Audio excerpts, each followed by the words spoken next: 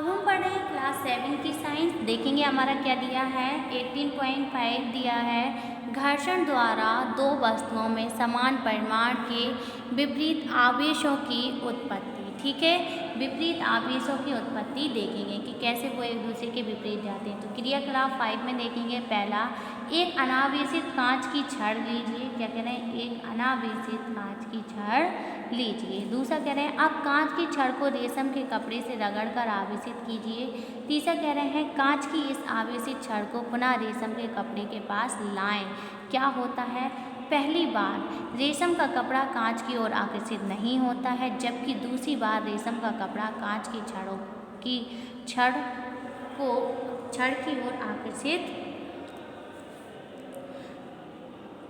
छड़ की ओर आकर्षित होता है, क्योंकि कांच की छड़ धनावेशित हो जाती है तथा रेशम के कपड़े पर इतना ही ऋण आवेश उत्पन्न हो जाता है। प्रारंभ में रेशम के कपड़े पर कोई आवेश नहीं था,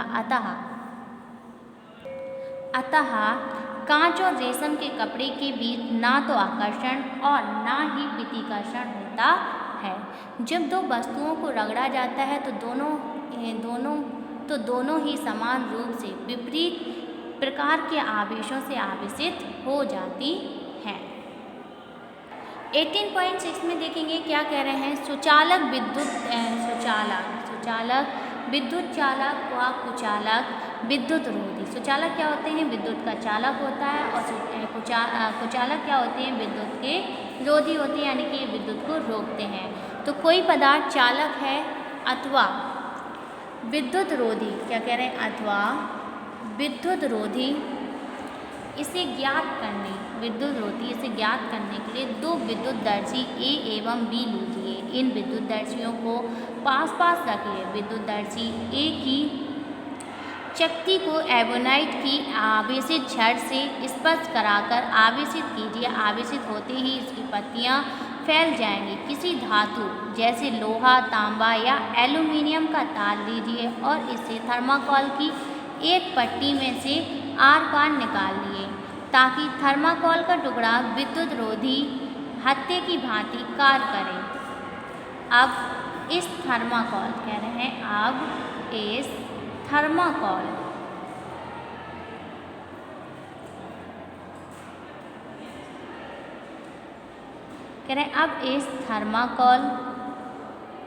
की एक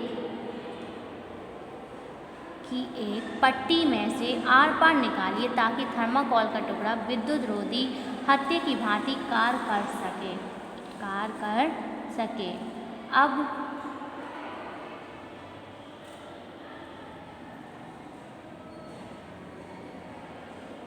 अब इस थर्माकोल पट्टी को पकड़कर तार को इस प्रकार रखिए कि वह दोनों हत्थे की भांति दोनों विद्युतदर्शियों की चकतियों को स्पर्श करे। ऐसा करने पर भी विद्युतदर्शी चित्र 18.6 की पत्तियों भी फैल जाएंगे। इसका कारण यह है कि आवेशित विद्युतदर्शी में से कुछ आवेश तार से होता हुआ अनावेशित विद्युतदर्शी में प्रभावित हो जाता है, अर्थात प्रयोग में लाया गया धातु का तार विद्युत आवेश को अपने में से प्रभावित होने देता है। अतः यह तार विद्युत का क्या है, चालक है। क्या है, अतः यह तार जो है वो विद्युत का चालक है। वे पदार्थ जिनमें से होकर विद्युत आवेश प्रभावित होता है विद्युत चालक कहलाते हैं। अब आगे देखेंगे क्या कह रहा है। यदि यह प्रयोग धातु के तार के स्थान पर प्लास्टिक, रबड़, क्या कह रहे हैं, प्लास्टिक, रबड़, लकड़ी या थर्माकोल से करें तो अनावेशित विद्युतदर्शी की पत्तियों पर कोई प्रभाव नहीं पड़ता है। इसका कारण यह है कि प्लास्टिक, रबड़ या लकड़ी जैसे पदार्थ अपने में से विद्युत आवेश को प्रभावित नहीं होने देते हैं। वे पदार्थ जिनमें से होकर विद्युत आवेश प्रभावित नहीं होता है विद्युत रोधी कहलाते हैं। स्थिर विद्युत प्रेरणा क्या होते हैं। स्थिर विद्युत प्रेरण, जब किसी चालक के पास कोई आवेशित वस्तु लाई जाती है तो वह चालक भी आवेशित हो जाता है। उसके पास के सिरे पर विपरीत आवेश तथा दूर के सिरे पर समान आवेश उत्पन्न होता है। यह दोनों प्रकार के आवेश चालक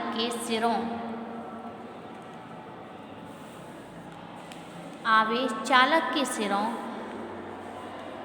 पर तभी तक रहते हैं जब तक कि आवेशित वस्तु चालक के पास रहती है। इस प्रकार से चालक के आवेशित होने की क्रिया को स्थिर प्रेरण कहते हैं।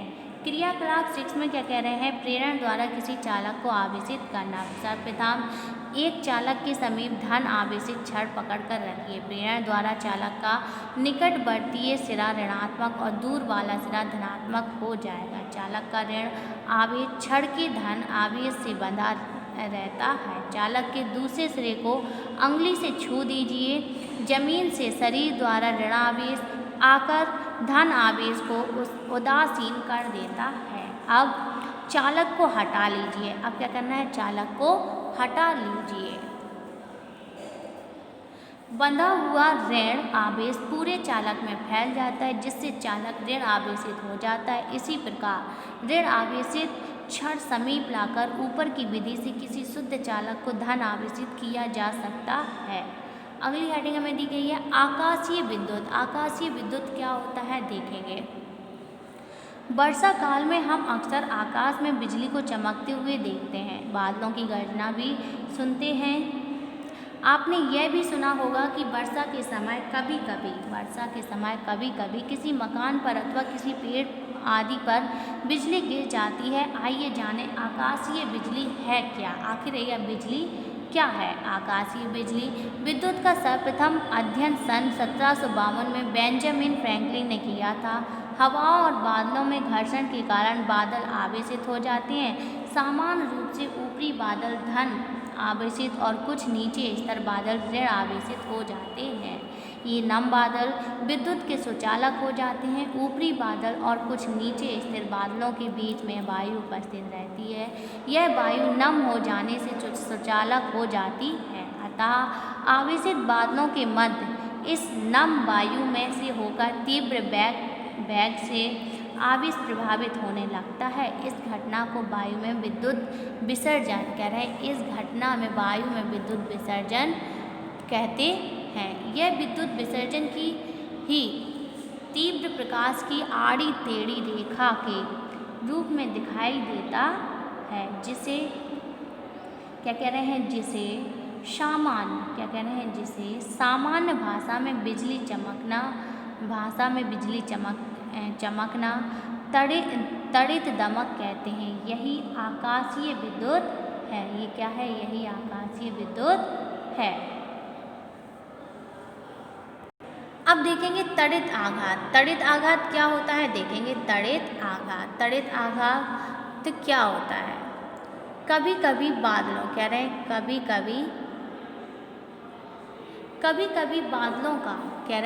कभी बादलों का आवेश पृथ्वी में विसर्जित हो जाता है।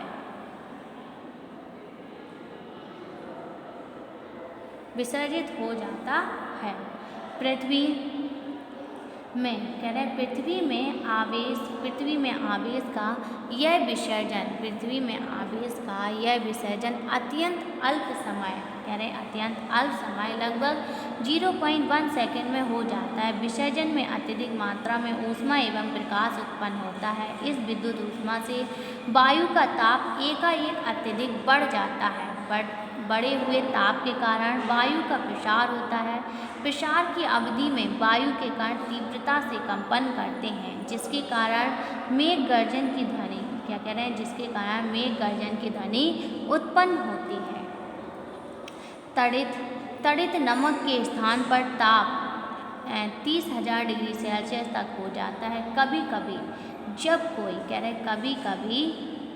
जब कोई बादल किसी ऊंची मीनार या भवन के ऊपर से गुजरता है, तो उस मीनार की छत पर प्रेरण द्वारा विपरीत आवेश उत्पन्न हो जाता है। इस कारण से बादलों एवं छत के मध्य विद्युत विसर्जन हो जाता है।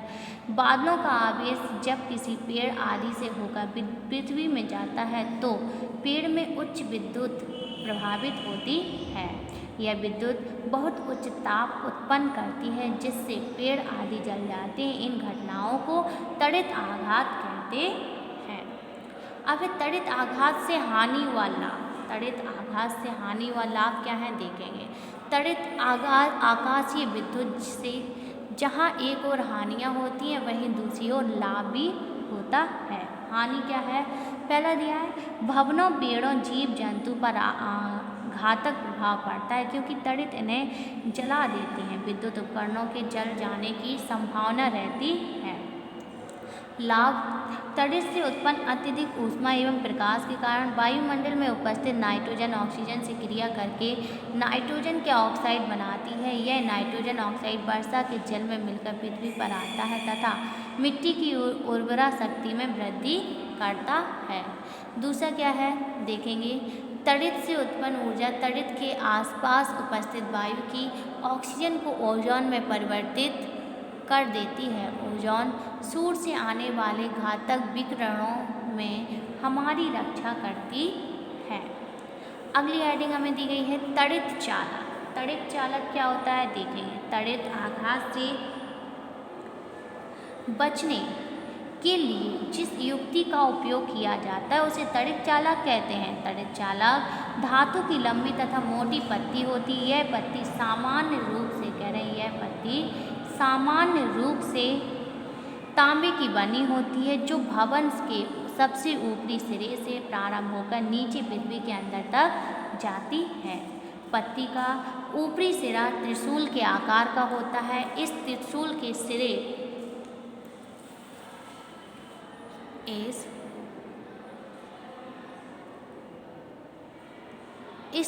के सिरे नुकीले क्या होते हैं? नुकीले होते हैं। यह त्रिशूल भवन के सबसे ऊंचे भाग पर लगभग लगाया जाता है। पत्ती का पृथ्वी के अंदर वाला जो सिरा होता है वो धातु की एक प्लेट से जोड़ दिया जाता है।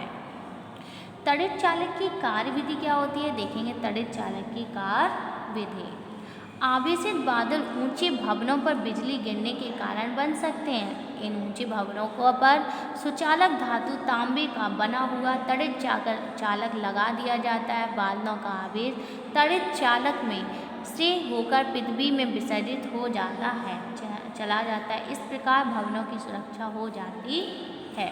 तड़ित आघात से सुरक्षा के उपाय, तो तड़ित आघात की संभावना विसर्जित हो जाता है। अब कह रहे हैं तड़ित आघात की संभावना उपाय क्या है। यदि आप खुले मैदान में हो तो जमीन पर लेट जाना चाहिए। तड़ित के समय किसी पेड़ के नीचे खड़े नहीं होना चाहिए। तड़ित के समय क्या कह रहे हैं, तड़ित के समय किसी बड़े भवन के नीचे या पास खड़े ना हो। टीवी एंटीना या ऊंचाई पर स्थित धातु या अन्य पदार्थों को छूना नहीं चाहिए। यदि आप किसी कार इत्यादि में हो तो तड़ित के समय उसे खुले मैदान में रोककर उसके खिड़की दरवाजे बंद करके अंदर बैठे रहना चाहिए। ऊंचे मकानों भवनों पर तड़ित चालक लगाना चाहिए। अब अगली आइडिया हमारी दी 18.11 कह रहे हैं विद्युत धारा क्या होती है। तो जब किसी चालक से होकर विद्युत आवेश प्रभावित होता है तो विद्युत धारा उत्पन्न होती है। किसी चालक में आवेश के प्रवाह की दर को विद्युत धारा कहते हैं। विद्युत धारा की माप चालक में प्रति सेकंड प्रभावित आवेश की मात्रा से की जाती है। तो विद्युत धारा बराबर क्या होता है, आवेश बटे समय। इसके भी सवाल आ सकते हैं। आवेश का मात्रा कूलाम, यानी कि जो आवेश का मात्रा होता है वो कूलाम होता है और विद्युत धारा का मात्रक एम्पियर होता है। तो ये था हमारा पूरा लेसन। अब हम देखेंगे इस लेसन का पाठ का अभ्यास कार्य। अभ्यास प्रश्न क्या कह रहे हैं देखेंगे। निम्नलिखित प्रश्नों में सही विकल्प छांट कर लिखिए। तो पहला है निम्नलिखित में किसी घर्षण द्वारा आसानी से आवेशित नहीं किया जा सकता है। कांच की छड़, एबोनाइट की छड़, गुब्बारा, लकड़ी का टुकड़ा। तो क्या हो जाएगा, लकड़ी का टुकड़ा। एबोनाइट की छड़ को फलालेन से रगड़ने पर एबोनाइट पर ऋण आवेश तथा फलालेन पर धन आवेश उत्पन्न होता है। गा, समान प्रकार के आवेशों के बीच होता है। समान प्रकार के आवेशों के बीच क्या होता है, आकर्षण बल, प्रतिकर्षण बल। आकर्षण बल तथा प्रतिकर्षण बल दोनों, ना तो आकर्षण बल और ना ही प्रतिकर्षण बल। तो वह है प्रतिकर्षण बल। घा, आवेश कितने प्रकार के होते हैं, 1, 2, 3, 4। तो कितने प्रकार के होते हैं, 2 प्रकार के होते हैं। तड़ित चालक बनाया जाता है किससे, कांच, रबड़, तांबा, स्टील। तो किससे बनाया जाता है, तांबा। अगली लाइन क्या दी गई है, निम्नलिखित प्रश्नों, क्या कह रहे हैं, निम्नलिखित प्रश्नों में दिए गए शब्दों की सहायता से रिक्त स्थानों की पूर्ति कीजिए। तो प्रतिकर्षण, तड़ित, ऋणात्मक, धनात्मक, विद्युत धारा। तो पहला हमें दिया गया है fill in the blank, ebonite की छड़ को फलालेन से रगड़ने, कह रहे हैं एबोनाइट की छड़ को फलालेन से रगड़ने पर फलालेन पर आवेश उत्पन्न होता है। कौन सा आवेश उत्पन्न होता है, ऋणात्मक। ठीक है। दूसरा कह रहा है कांच की छड़ को रेशम से रगड़ने पर रेशम पर डैश आवेश उत्पन्न होता है, धनात्मक। कौन सा होता है, धनात्मक। वस्तुओं के आवेशित, कह रहे वस्तुओं के आवेशित होने का निश्चित प्रमाण है, क्या है, प्रतिकर्षण। निश्चित प्रमाण है प्रतिकर्षण। आवेशों के प्रभाव की दर को कहते हैं, क्या कहते हैं, विद्युत धारा। भवनों को आकाशीय बिजली से बचाने के लिए डैश चालक का उपयोग करते हैं, तड़ित चालक का उपयोग करते हैं। अगली हेडिंग हमें दी गई है, निम्नलिखित कथनों में सही कथन के सामने सही का तथा गलत कथन के सामने गलत का चिन्ह लगाइए। तो का पहले दिया है, घर्षण द्वारा वस्तुओं को आकर्षित नहीं किया जा सकता, गलत। घर्षण के द्वारा वस्तुओं को भी आकर्षित किया जा सकता है, तो इसलिए ये क्या है, गलत है। कंघे को सूखे बालों पर रगड़ने पर वह कागज़ के टुकड़ों को आकर्षित करता है, बिल्कुल सही है। जब हम कंघे को सूखे बालों पर जब रगड़ते हैं तो उसमें क्या हो जाता है, विद्युत उत्पन्न हो जाता है, जिसके कारण वो सभी चीज़ों को, कोई भी पेपर को आकर्षित, कागज़ को आकर्षित करने लगता है, तो ये बिल्कुल सही है। विपरीत प्रकार के विद्युत आवेशों में आकर्षण होता है, बिल्कुल सही है। एक धनात्मक है और एक ऋणात्मक है, तो दोनों क्या हो जाते हैं, आवेश विपरीत होते हैं और दोनों में वो क्या करते हैं, आकर्षित करने लगते हैं, तो ये बिल्कुल सही है। तड़ित आघात, कह रहे हैं तड़ित आघात से मिट्टी की उर्वरा शक्ति घटती है, तड़ित आघात से बिल्कुल घटती है, तो ये नहीं घटती है, ये गलत है। तड़ित आघात से मिट्टी की उर्वरा शक्ति घटती नहीं है, इसलिए क्या है, गलत है। सही जोड़े बनाइए, सही जोड़े बनाइए, यानी कि मिलान कीजिए। स्तंभ का दिया है, स्तंभ खा दिया का। तड़ित चालक, तड़ित चालक का क्या होता है, या वाला है, तड़ित आघात से सुरक्षा। प्रतिकर्षण, प्रतिकर्षण क्या दिया है, प्रतिकर्षण क्या दिया है, आवेश की निश्चित पहचान। प्रेरण, प्रेरण क्या दिया है, आवेशन, प्रेरण क्या दिया है, आवेशन। घर्षण, घर्षण में क्या दिया है, आवेशों का स्थानांतरण, आवेशों का स्थानांतरण। एड़ा बेंजामिन फ्रैंकलिन, ये क्या दिया है, आवेशों का नामकरण। तो जो बेंजामिन फ्रैंकलिन थे, उन्होंने क्या दिया, आवेशों का नामकरण किया था, यानी कि जो प्लस वाला होता है उसको धनात्मक कहा था और जो माइनस वाला उसको ऋणात्मक। तो ये धनात्मक और ऋणात्मक जो नाम है, ये किसने दिया था, बेंजामिन फ्रैंकलिन ने दिया था। अब हमें इसके बाद हमारा अभ्यास प्रश्न भी क्या हो गया है, ख़त्म हो चुका है। इसके बाद हमें दिए हैं प्रश्नोत्तर कि पहला दिया है कि आवेशित वस्तुओं में कब आकर्षण और कब प्रतिकर्षण होता है। ये सब हम करेंगे नेक्स्ट वीडियो में।